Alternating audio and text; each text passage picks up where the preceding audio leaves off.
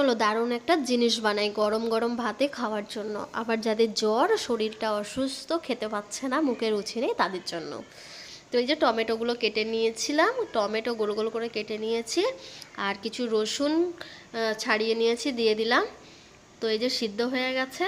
তারপরে এই যে টমেটো, পেঁয়াজ, তারপরে কিছু কাঁচা লঙ্কা আর ধনেপাতা, এগুলো এই যে কুচিয়ে নিয়ে, তো ভাবছো কি তুড়ি মেরে হয়ে যাবে? একদমই না, এত সুন্দর খেতে লাগে বিশ্বাস করো, ঝাল ঝাল করে, যে যেমন ঝাল দিতে পারো, যে যেমন আর কি ঝাল খাওয়া হয়। তো এই যে সরিষার তেল দিয়েছি, একটু লেবু দিয়েছি, দিয়ে ভালো করে এই যে মাখিয়ে নিলাম নুন টুন দিয়ে। তো এই যে সেই মানে তখনই এত সুন্দর একটা সেন্ট বার হচ্ছিল, কি বলবো, আর গরম ভাত হলো তো আর কোনো কথাই নেই। এই যে পুরো মাখানো হয়ে গেছে, যাতে জ্বর আছে মুখে, বিশ্বাস করো তো অনেক ভালো লাগবে। আমার তো পার্সোনালি অনেক ভালো লাগে খেতে।